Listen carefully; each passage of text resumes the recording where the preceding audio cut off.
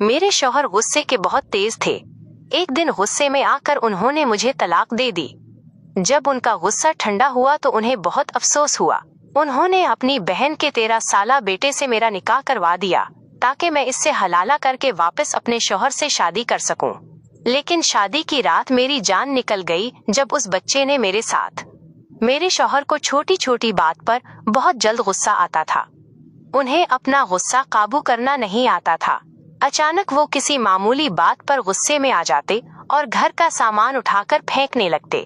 कई दफा मैंने उन्हें मोहब्बत से समझाया था कि इतना गुस्सा ठीक नहीं होता, लेकिन वो तो किसी सूरत समझ नहीं पा रहे थे। वो न चाहते हुए भी मुझ पर गुस्सा करते थे।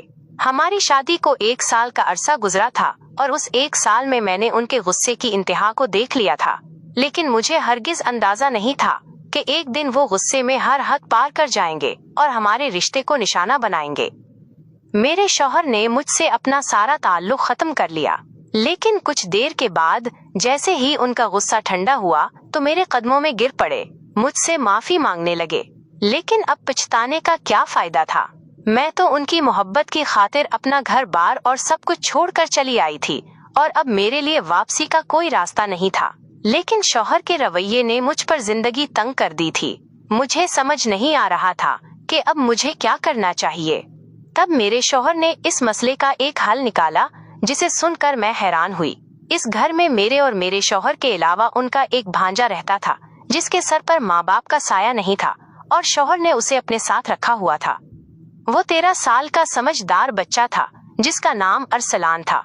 मेरे शौहर मुझसे कहने लगे कि तुम इस घर में रहकर खामोशी से अपनी इद्दत पूरी कर लो, फिर मैं तुम्हारे साथ निकाह करूंगा। शौहर की बात सुनकर मेरे रोंगटे खड़े हो गए। मैं कैसे एक 13 साल के बच्चे से निकाह कर सकती थी जबकि मेरी अपनी उम्र 20 साल थी। लेकिन वो मेरे कदमों में बैठकर फूट फूट कर रोने लगा कि मेरे बगैर वो किसी सूरत नहीं रह सकता। कहने लगा कि उसने जो भी कहा वो गुस्से में कहा था। पहले तो वो इस तलाक को तलाक मानने के लिए राजी नहीं था। उसका कहना था कि उसने शदीद गुस्से के आलम में ये अल्फाज अदा किए हैं, लेकिन मैं अपनी बात पर कायम रही कि तलाक तलाक होती है और अब मैं उनके निकाह में नहीं हूँ। शौहर ने मुझसे कहा कि तुम इसी घर में रहकर अपनी इद्दत पूरी कर लो और मैं पूरी तरह तुम्हारा खर्चा उठाऊंगा और उसके बाद मैं खुद अपने भांजे के साथ तुम्हारा निकाह करवा दूंगा और निकाह के अगले दिन तुम इससे तलाक लेकर मुझसे दोबारा निकाह कर लेना। इसे मैंने पौल पोस कर बड़ा किया है। मुझे यकीन है कि वो फौरन तुम्हें तलाक दे देगा। मेरे पास अपने शौहर की बात मानने के अलावा कोई रास्ता नहीं था, क्योंकि मैं अपनी सारी कश्तियां जलाकर शौहर के दरवाजे पर आई थी। शौहर उम्र में मुझसे 12 साल बड़े थे। शादी के वक्त उनकी उम्र 30 साल थी। उनके गुस्से की वजह से कोई भी अपनी बेटी उन्हें नहीं दे रहा था और जब मैं उन्हें मुयस्सर आई तो उन्होंने जज्बात में आकर न सिर्फ मेरे साथ शादी की बल्कि मुझे भगा कर ले आए थे। शादी की रात मुझे उनके जुनून का सही तरह से अंदाजा हुआ जब वो 2 घंटे तक मुझे मुसलसल मोहब्बत देने के बावजूद पीछे नहीं हटे थे। इनकी प्यास नहीं बुझी थी, लेकिन वो जुनून की इंतहा पर पहुंच चुके थे। फिर मेरे शौहर बात बात पर गुस्सा करने लगे। वक्त के साथ उनका गुस्सा उन पर गलबा पाने लगा। वो मेरे साथ रोज जबरदस्ती करने के अलावा मुझ पर छोटी छोटी बात पर गुस्सा करते, कभी मार पेट पर उतर आते। मैं ये सब बर्दाश्त करने पर मजबूर हो चुकी थी क्योंकि मेरे पास वापसी का कोई रास्ता नहीं था।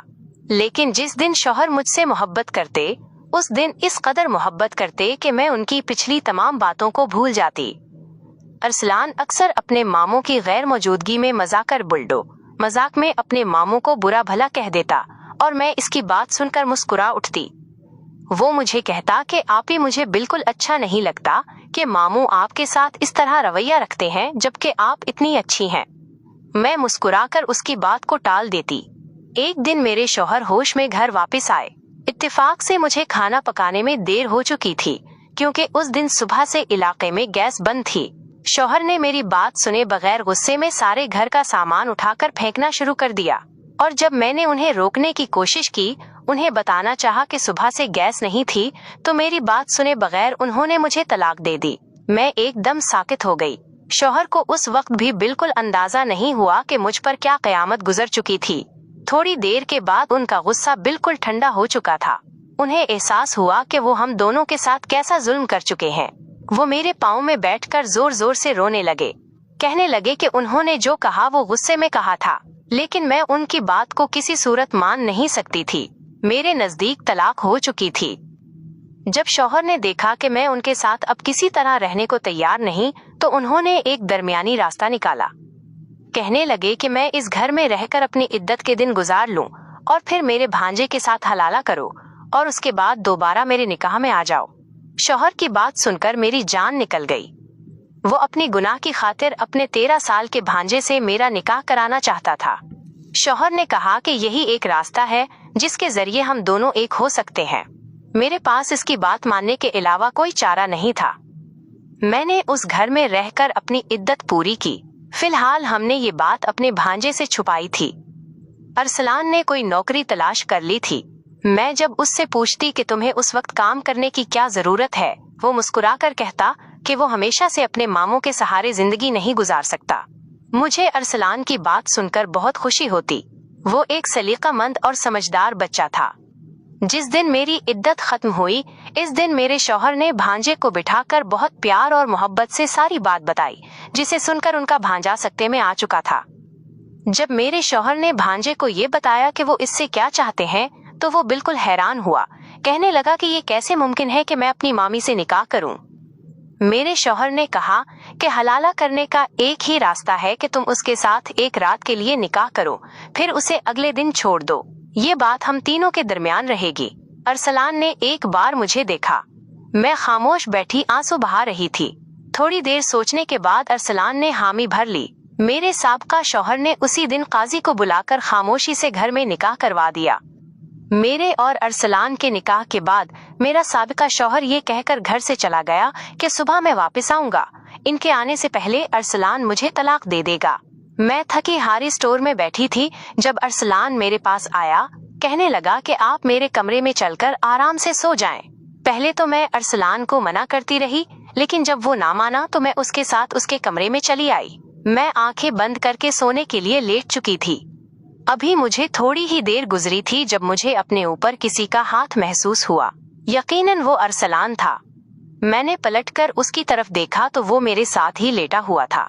हम अक्सर एक साथ लेटकर बातें करते थे, लेकिन आज हम दोनों का रिश्ता बदल चुका था, इसलिए मैं उसके साथ एक ही बिस्तर पर लेटकर बहुत अजीब महसूस कर रही थी।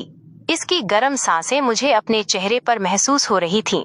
वो आहिस्ता से मेरे कान में कह रहा था कि आप क्या चाहती हैं? मैं सिर्फ इतना जानना चाहता हूँ।